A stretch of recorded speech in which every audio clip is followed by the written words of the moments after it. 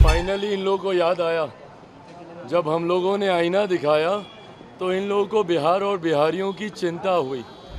7वें चरण में इन लोगों ने बिहारियों की सुध लेने की सोची है। क्या मूर्ख हैं हम लोग, नहीं समझ में आता कि 6 चरण तक किस तरीके से बिहारियों की अनदेखी की।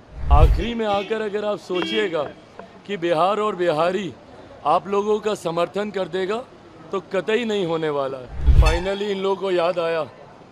जब हम लोगों ने आईना दिखाया तो इन लोगों को बिहार और बिहारियों की चिंता हुई। 7वें चरण में इन लोगों ने बिहारियों की सुध लेने की सोची है। क्या मूर्ख हैं हम लोग, नहीं समझ में आता कि 6 चरण तक किस तरीके से बिहारियों की अनदेखी की। भाई अगर आपको नहीं ज़रूरत है तो नहीं साथ देने वाला है बिहारी। आखिरी में आकर अगर आप सोचिएगा कि बिहार और बिहारी आप लोगों का समर्थन कर देगा तो कतई नहीं होने वाला है। ये फैसला पहले ही अब तैयार हो चुका है। 4 तारीख को औपचारिक ऐलान इसका होना बाकी है, पर फैसला तैयार हो गया। कल 6ठे चरण का भी मतदान हुआ, उसकी भी जानकारी आप सबके सामने आई होगी।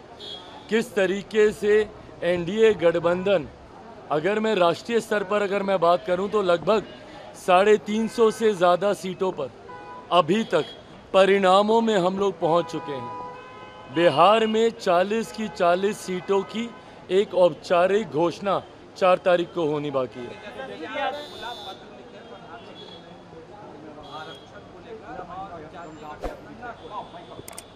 हाँ तो भाई लिखे हैं पत्र, उसमें क्या है।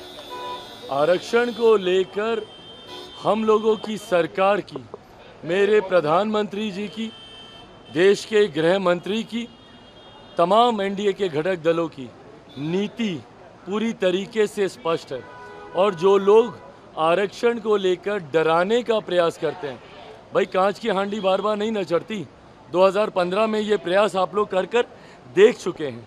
ऐसे में ना आरक्षण को कहीं कोई खतरा है, ना संविधान को कहीं कोई खतरा है। जिस तरीके का भ्रम, डर फैलाने का ये लोग प्रयास कर रहे हैं, इस बार बिहारी डरने वाला नहीं है।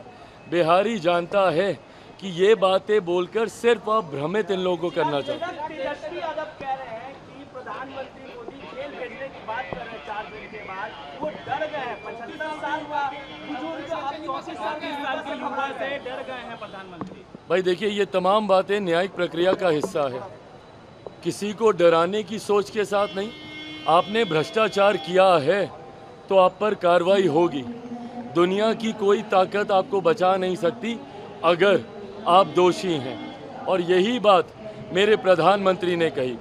जहां तक रही बात डर की, कौन डरा हुआ है ये इनके बयानों से। जैसे जैसे बयानों की तीव्रता बढ़ेगी, प्रशासन की मिलीभगत है, कॉन्स्पिरेसी है, ये इसका एजेंट है, ये उसका एजेंट है।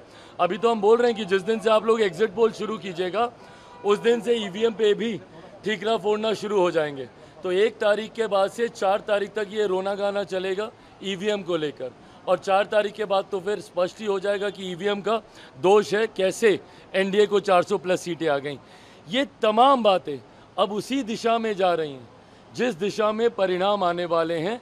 बहाने तैयार करने की रणनीति पर अब काम किया जा रहा है।